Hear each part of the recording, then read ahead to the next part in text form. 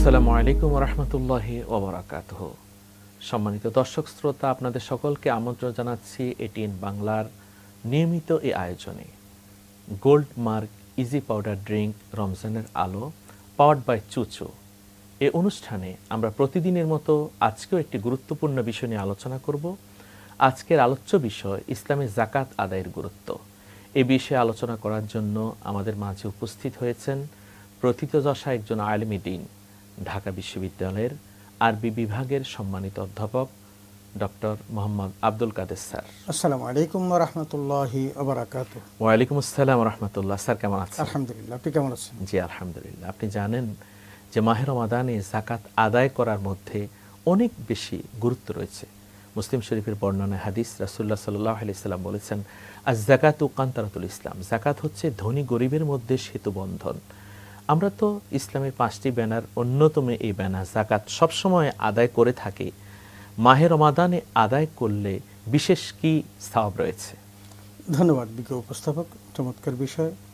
শুকরিয়া জ্ঞাপন করছি মহান রবের কাছে যে রব্বুল আলামিন আমাদেরকে পবিত্র মাহে রমাদান উপহার দিয়েছেন।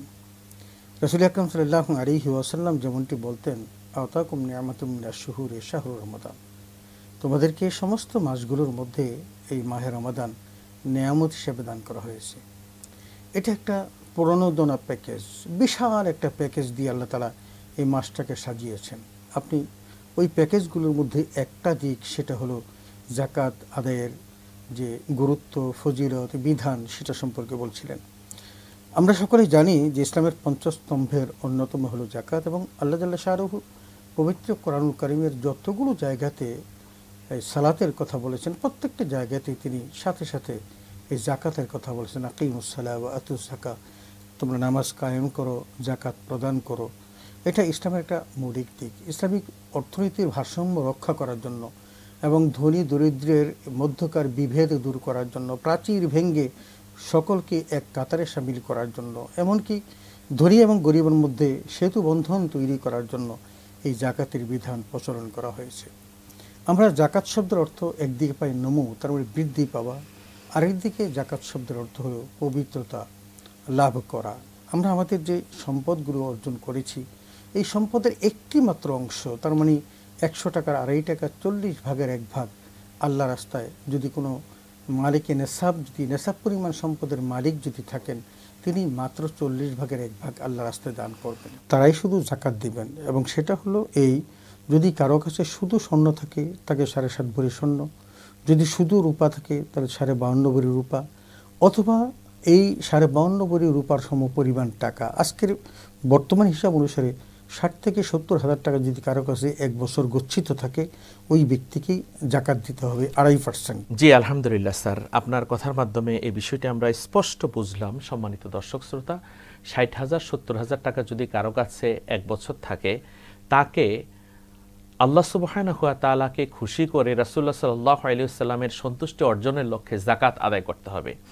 এই যাকাতটা আমরা দিব ধনী যারা, গরিবদেরকে, কারণ ধনী সম্পদে এটা হচ্ছে গরিবের অধিকার।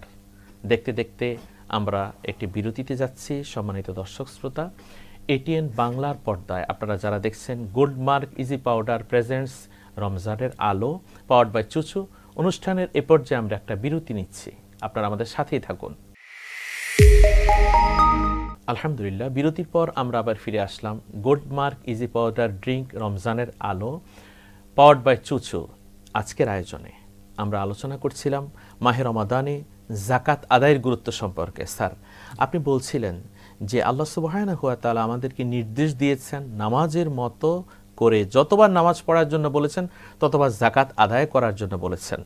এখন এই যাকাতটা আমরা কাদেরকে দিব? ধন্যবাদ। আসলে এটা তো গরিবের হক। এটা আল্লাহ কোরআনে বলেছেন, অফি আমওয়ালিহিম হাক্কুন লিস-সাইলি ওয়াল মাহরুম।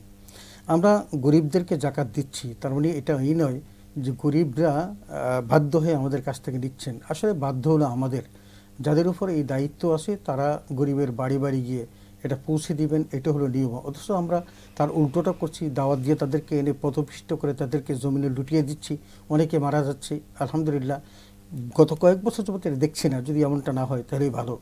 আমরা গরিবের বাড়ি পৌঁছে দেবো। তবে 8টি খাত সূরা তাওবার মধ্যে নির্ধারিত আছে, ইন্নামাস সাদাকাতু লিল ফুকারা ওয়াল মাসাকিন ওয়াল আমিলিনা আলাইহা ওয়াল মুআল্লাফাতি কুলুবুহুম ওয়া ফির রিকাব ওয়াল গারিবিনা ওয়া ফি সাবিলিল্লাহ ওয়া ইবনিস সাবিল। আসলে 8টা খাতের মধ্যে আমরা শুধু লিল ফুকারা ওয়াল মাসাকিন এদের মধ্যেই আমরা বন্টন করে থাকি। যাদের ফকির মিসকিন, যাদের অনেক সম্পদ আছে, যারা অনেক বেশি জাকাত দেয়, তারা কিন্তু অন্যান্য খাত ব্যবহার করেন।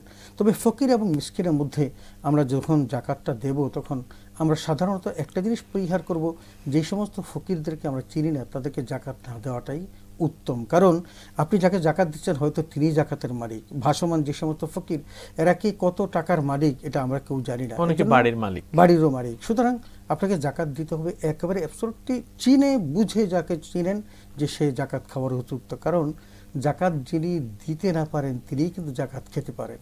এরকম যদি দেখেন তাহলে আপনার আত্মীয় স্বজনের মধ্যে তারাই প্রথম হকদার, তাদেরকেই প্রথম দিবেন, দিয়ে আপনার সম্পদটাকে আপনি পবিত্র করবেন, পরিচ্ছন্ন করবেন। কারণ আল্লাহ তাআলা বলে দিয়েছেন খুযু মিন আমওয়ালিহিম সাদাকাতান তুতাহহিরুহুম ওয়া তুযাক্কিহিম বিহা। রাসূল আকরাম সাল্লাল্লাহু আলাইহি ওয়াসাল্লামকে আল্লাহ বলেছেন যে আপনি ধনীদের কাছ থেকে জাকাত গ্রহণ করুন এবং তাদের সম্পদগুলিকে, তাদের এই অর্থগুলোকে পবিত্র পরিচ্ছন্ন করুন, এমনকি তাদের অন্তরগুলোকে পরিচ্ছন্ন করুন। এই যে জাকাত দেওয়ার যে বিধানটা রাসূল আকরাম সাল্লাল্লাহু আলাইহি ওয়াসাল্লাম আল্লাহর পক্ষ থেকে চালু করে দিয়েছেন, তাতে কি হয়েছে? এই যে ধনী দরিদ্রের মধ্যে বৈষম্য বিদূরিত হয়েছে। কারণ সে আমার পাশে থাকবে অথচ তার খাদ্যের ব্যবস্থা আমি করতে পারবো না, আমাকে কাল কিয়ামতের মাঠে জবাবদিহি করতে হবে। আমাকে অর্থবিত্ত দিয়েছে, সেখান থেকে খরচ করবো, ইনফাক ফি সাবিলিল্লাহ।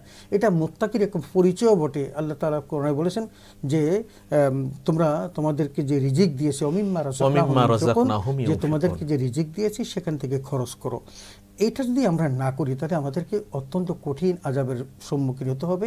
আমরা যেন জাকাতটা হিসাব করে দেই, শুধু মুখস্থ হবে এমনটি নয়। আমার বোধহয় 10-12 হাজার টাকা হতে পারে, আমি 15 হাজার টাকা জাকাত দিলাম, 1 টাকাও জাকাত আদায় হবে না।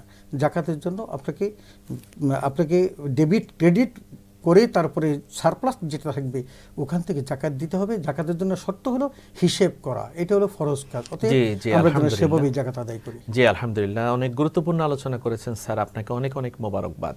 আলহামদুলিল্লাহ, ধন্যবাদ জানাচ্ছি সম্মানিত দর্শক শ্রোতা আপনাদেরকে যারা এতক্ষণ পর্যন্ত গোল্ডমার্ক ইজি পাউডার ড্রিঙ্ক রমজানের আলো পাওয়ার্ড বাই চুচু এই অনুষ্ঠানটি উপভোগ করলেন। দেখা হবে আগামীকাল ATN বাংলার চ্যানেলে নতুন একটি বিষয় নিয়ে। নতুন একজন অতিথি থাকবেন আমাদের সাথে। বিদায় নিচ্ছি, আল্লাহ হাফেজ, আসসালামু আলাইকুম ওয়া রাহমাতুল্লাহি ওয়া বারাকাতুহু।